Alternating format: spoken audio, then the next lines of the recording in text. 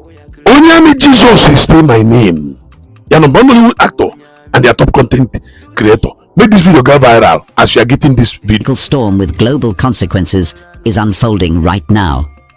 A man many call the Prime Minister of Biafra in exile, Simon Nyoku Ekpa, has just shocked the world by agreeing to a controversial deal with the Finnish government, a deal so unusual that even Finland's Deputy Prosecutor General called it extraordinary and the first of its kind. After 9 long months of detention, investigations and court battles, Simon Ekpa is standing at a crossroads that could redefine not only his future, but also the destiny of millions of Igbo Biafrans scattered across the world. 7 conditions stand before him, conditions that could either silence his voice forever or elevate the Biafra struggle to an entirely new stage on the global map. From strict speech controls to financial traps, from travel restrictions to forced diplomacy, this so-called pardon looks less like freedom and more like a dangerous test. Should Simon sign, or should he fight? And what does this mean for Nigeria, for Finland, and for the dream of Biafra? Stay with me, because what happens next might shake Africa, Europe, and international politics in ways no one expected. This news update discusses surprising new developments in Finland regarding Simon Ekpa. Ekpa Simon, as earlier reported, was negotiating a possible pardon in Finland. Simon Ekpa was arrested on the 21st of November 2024 by Finnish police. He was taken to the National Bureau of Investigation, NBI, Finland's version of the American FBI or Nigerian EFCC. The National Bureau of Investigation, NBI, detained and investigated him for 3 months and 12 days. The investigation ended on 6th of March 2025. The NBI handed the case to Finland's judicial system and the Deputy Prosecutor General. Deputy Prosecutor General Jukka Rappe described Simon Ekpa's case as extraordinary and the first of its kind. This shows Finnish authorities face difficulties handling his unusual case. On the 14th of August 2025, a USB government official hinted at big news with Simon Ekpa's picture attached. That tweet suggested a hidden breakthrough was coming. Now reports claim Finland struck a possible deal with Simon Ekpa. Simon Ekpa has surprisingly agreed to the terms attached to the pardon deal. His current lawyer, Cal Gomez, appointed in April 2025, negotiated the deal. His former lawyer, Ekpa, retired before Gomez took over. Sources say Gomez proposed the pardon pathway since the case was unusual under Finnish law. 7 main conditions are attached to Simon Ekpa's agreement. Condition 1. Legal compliance. Simon Ekpa must strictly obey Finnish rules on speech and incitement. Condition 2. Public communication guidelines. He can broadcast, but cannot discuss Nigerian politics or insecurity. His online activities will be closely monitored. Condition 3. Financial arrangements. Partial unfreezing of accounts for personal and legal use. Full access to accounts will only be restored if he complies with the deal. Condition 4. Travel restrictions. Free movement inside Finland, but no international travel without clearance. He must regularly report to police stations for monitoring. Condition 5. Diplomatic cooperation. Simon Ekpa must avoid actions that could damage Finland and Nigeria relations. Condition 6. Conditional amnesty. If compliant for 12 to 18 months, prosecutors may reduce or drop charges. Condition 7. Community responsibility. He must discourage violence and present himself as a peace advocate. Some conditions, especially 6 and 7, seem tricky and could be legal traps. The question right now is, should Simon Ekpa sign the deal or reject it and fight fully in court? The story of Simon Nyoku Ekpa, the man many people call the Prime Minister of Biafra in exile, has taken another unexpected turn. This time, the news comes not from Nigeria, but from the quiet, cold capital of Finland, where Simon Ekpa has been living for years. For months, his name has been dragged across courtrooms, newspapers, and international headlines, and his every action has been watched both by his followers and his enemies. Now, after nearly 9 months of heavy legal battles and long negotiations, Simon Ekpa has reached what many describe as a surprising but very important agreement with the government of Finland. To some, this agreement looks like a simple legal pardon deal, but for the millions of Biafra supporters scattered across the world, This is not just a legal story.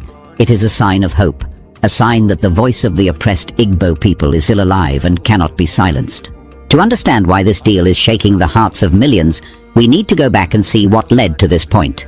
We need to ask ourselves, what problems created this moment? What forced Simon Ekpa into courtrooms in the first place? Why did Finland, a peaceful and democratic country far away from Nigeria, suddenly find itself at the center of the Biafra struggle? And most importantly, what does this agreement mean for Biafra, for the global fight for justice, and for the legacy of men like Simon Ekpa and Nnamdi Kanu, who have stood tall against Nigeria's oppression? The problem started many years before Simon Ekpa was even arrested. The roots of this issue lie in the deep historical wounds of Nigeria's creation and the unending marginalization of the Igbo people. In 1914, when the British colonial masters forced together different ethnic groups into one artificial state called Nigeria, they planted a time bomb. Different peoples with different religions, cultures, and political aspirations were tied together by colonial greed. And when independence came in 1960, those divisions did not disappear. Instead, they grew deeper, fueled by jealousy, injustice, and systemic persecution. The Igbo people, known for their intelligence, resilience, and business success, soon became targets. The Hausa Fulani oligarchy in the north, working hand in hand with the Yoruba political class in the west, feared the rising power of the east. This fear turned into hatred, and hatred soon turned into blood. In 1966, after a coup that was blamed on Igbo officers, tens of thousands of innocent Igbo men, women and children were slaughtered in the north. Pregnant women were killed, babies smashed against walls, and whole families wiped out simply for being Igbo. The Nigerian government stood by and allowed it to happen. When the East, under the leadership of Colonel Chukwuemeka Odumegwu Ojukwu, declared the Independent Republic of Biafra in 1967, Nigeria responded with war. For 30 months, from 1967 to 1970, Biafra fought for survival. It was not only a war of guns, but a war of hunger. Nigeria, backed by Britain and other world powers, blockaded Biafra and used starvation as a weapon of war. More than 3 million Biafrans, mostly children, died from hunger and disease. The images of starving children with swollen stomachs and thin arms shocked the world, but no power came to save them. In January 1970, Biafra surrendered, and Nigeria declared, "No victor, no vanquished." But the truth is, there was a victor, and the Igbo people have remained the vanquished ever since. The war may have ended, but the persecution continued.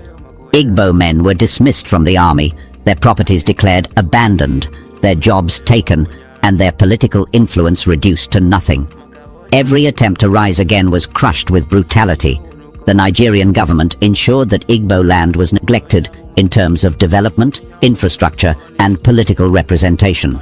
Every election, every appointment, every policy seemed designed to remind the Igbo that they were second-class citizens in their own country. Fast forward to the 21st century, and the story has not changed.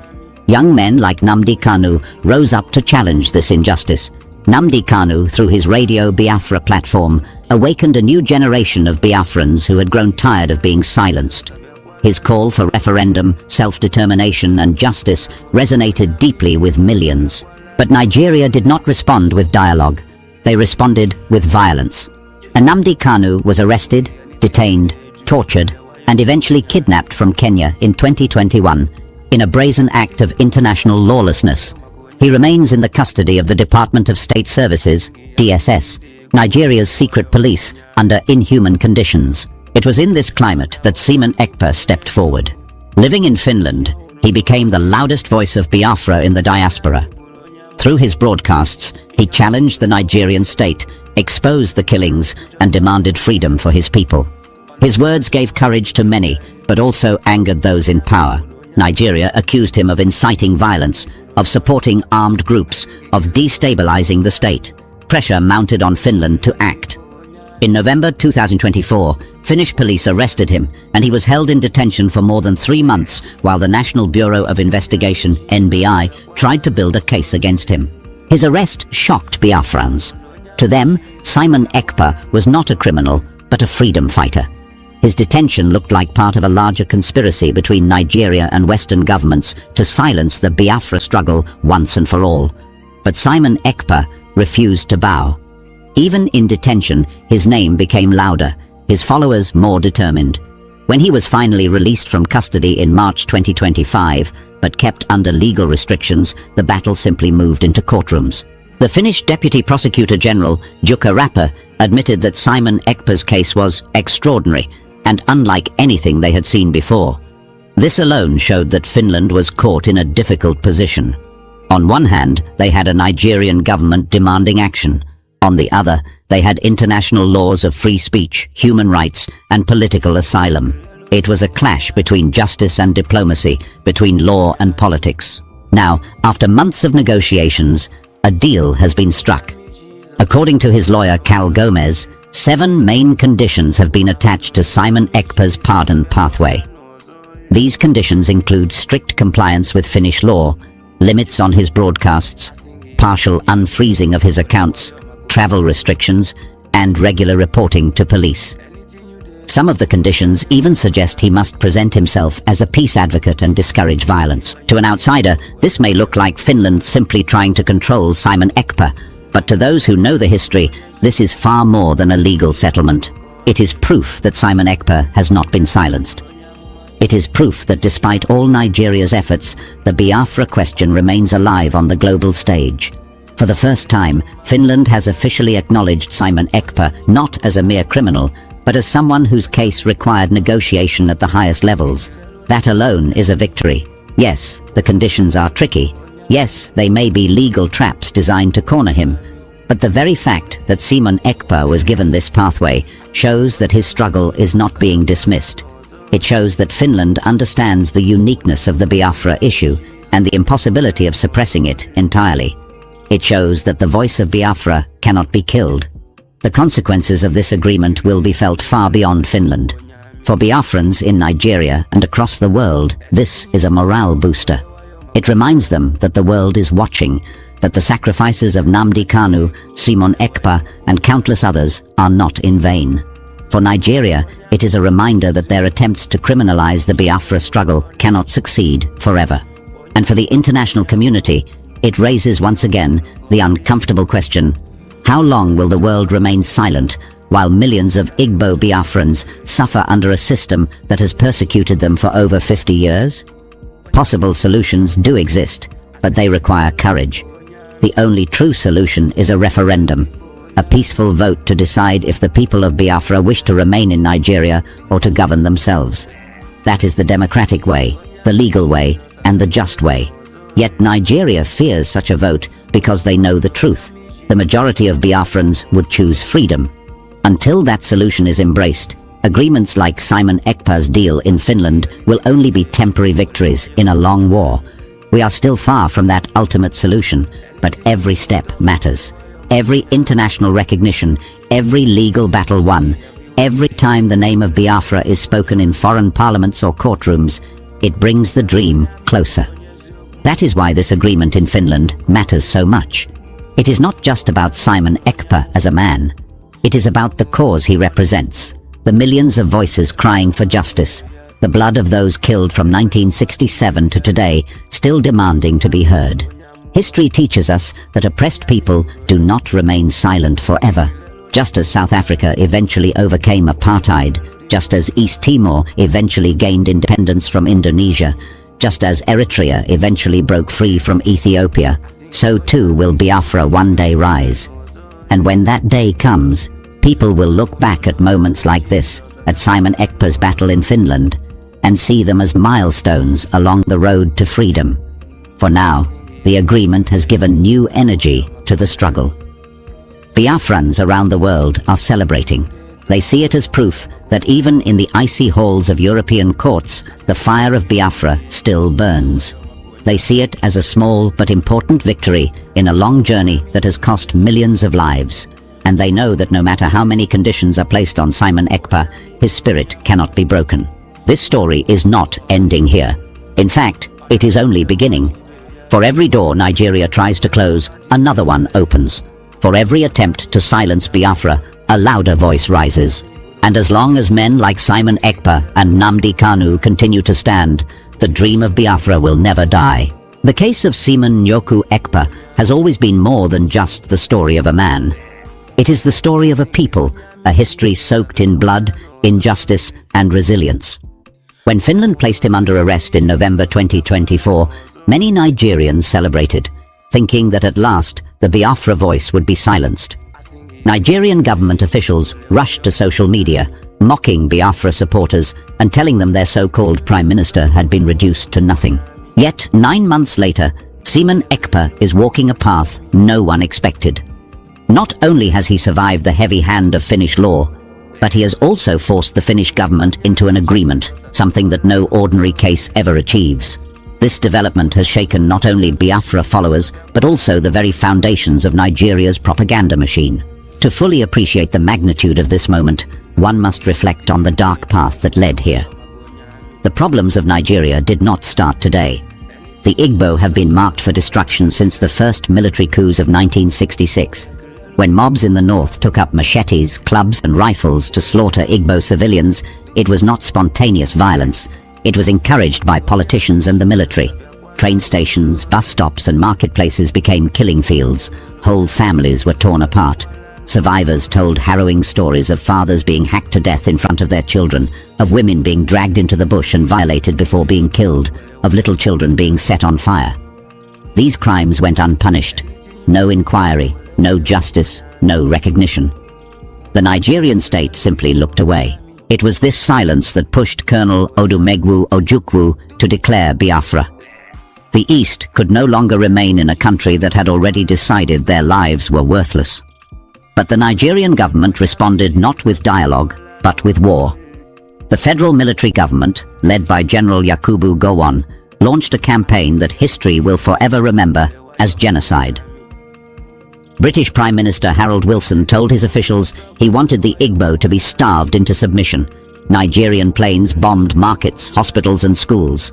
Villages were burned. Children wasted away with kwashiorkor while the world watched. The Vatican sent aid. French doctors set up clinics, but the Nigerian government blockaded relief and used hunger as a weapon. By the time the guns fell silent in 1970, 3 million Biafrans were dead. The Nigerian government promised reconciliation, reintegration, and reconstruction.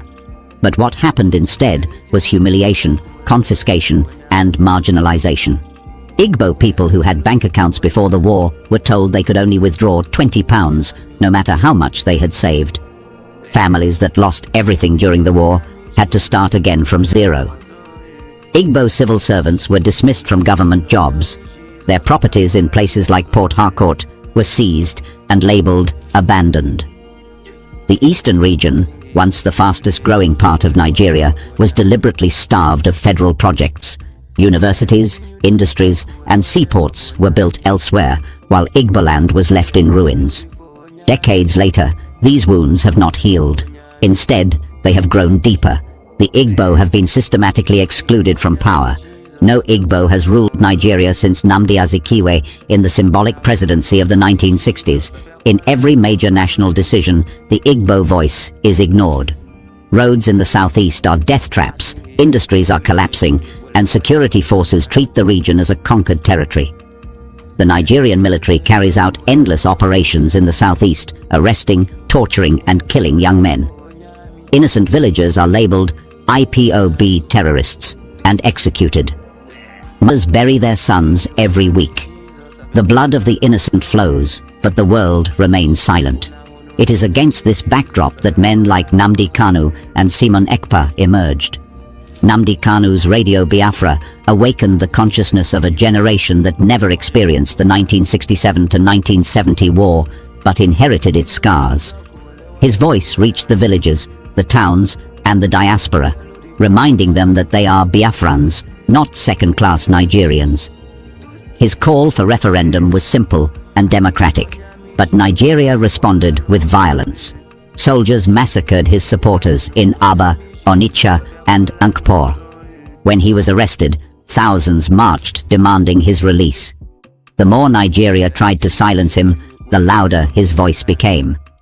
His eventual abduction from Kenya in 2021 was another act of lawlessness that violated international treaties. Yet, he remains in DSS custody, his health failing, his rights trampled. Simon Ekpa, living in Finland, stepped into this gap. Many saw in him the continuation of the spirit of Biafra. His broadcasts did not only expose Nigeria's atrocities, but also gave a sense of direction to millions who felt abandoned. He reminded the world that the struggle did not die in 1970. His critics call him controversial, accuse him of being too radical, but to Biafrans, he is fearless, unbending, and uncompromising. Nigeria lobbied foreign governments to silence him. That was how Finland came into the picture. When Finnish police arrested him in November 2024, Nigeria celebrated, but Biafrans cried out. They saw it as a betrayal by a European country that prides itself on human rights. For more than 3 months, Simon Ekpa was held under investigation by the National Bureau of Investigation. They searched his life, his finances, his communications, hoping to find a crime that would justify Nigeria's accusations. But they found nothing substantial. That is why the Deputy Prosecutor General, Juka Rapi, described the case as extraordinary and the first of its kind. Finland was caught in a trap. To convict him without evidence would tarnish their image as a nation of justice. To release him entirely would anger Nigeria. That is why the deal reached now is so significant. 7 conditions were attached. At first glance, they seem like restrictions. He must obey Finnish speech laws, avoid discussing Nigerian politics directly, and submit to monitoring. His accounts remain partially frozen, his international travel restricted. But if you look deeper, you see that this is not a defeat. Finland has in fact admitted that Simon Ekpa cannot simply be dismissed. They could not convict him. They had to negotiate. That alone is a victory for Biafra. Let us examine these conditions closely. The first condition demands legal compliance. This is normal for any citizen or resident. It means Simon Ekpa must not incite violence according to Finnish definitions. But the truth is, Simon Ekpa has always maintained that he does not call for violence. He calls for self-defense. In a world where Nigerian soldiers invade villages, rape women, and shoot young men, can anyone blame a people for defending themselves? The second condition restricts his political broadcasts about Nigeria. But even if Simon Ekpa cannot mention Nigeria directly, his very existence as a Biafra leader speaks louder than words. His silence on Nigeria may, in fact, force more attention on Biafra itself. Sometimes, what is not said shakes the world more than what is said. The third condition involves financial arrangements. His accounts have been frozen for nearly a year, leaving his family and legal team struggling. Now, Finland has agreed to partially unfreeze them for personal and legal use. This is another hidden victory. It shows that Simon Ekpa's resistance forced them to give back what they had unjustly taken. The fourth condition restricts his international travel. He cannot travel outside Finland without clearance. This too is an attempt to cage him. But history shows that movements are not built by airplanes. The internet has made borders meaningless. Even from a small room in Finland, Simon Ekpa's voice reaches millions in Nigeria, America, Canada, Germany, and beyond. They cannot cage his spirit. The fifth condition requires diplomatic cooperation. He must not damage Finland's relations with Nigeria. But let us ask, who truly damaged relations? Was it Simon Ekpa or Nigeria that kidnapped Nnamdi Kanu from a foreign country in violation of international law? Was it Simon Ekpa or Nigeria that massacres its own citizens? Finland knows the answer, but diplomacy forces them to pretend otherwise. The sixth condition is a conditional amnesty. If he complies for 12 to 18 months, prosecutors may drop charges. This is a clear admission that they have no real case. A government that has evidence does not need 18 months to drop charges. They prosecute and convict. The fact that they are willing to release him if he behaves means they know their evidence is weak. The seventh condition is community responsibility. They want Simon Ekpa to present himself as a peace advocate. But this is exactly what he has always said, that Biafra wants peace through a referendum. It is Nigeria that has turned peaceful protests into massacres. If Finland expects him to discourage violence, they are essentially asking him to keep demanding what he already demands: freedom through democratic means. For Biafrans, these conditions are not defeat. They are proof of survival. Simon Ekpa stood against the Nigerian state, and instead of being destroyed, he has emerged with an agreement that keeps him alive and relevant. The consequences of this deal are already visible. Across social media, Biafra supporters are celebrating.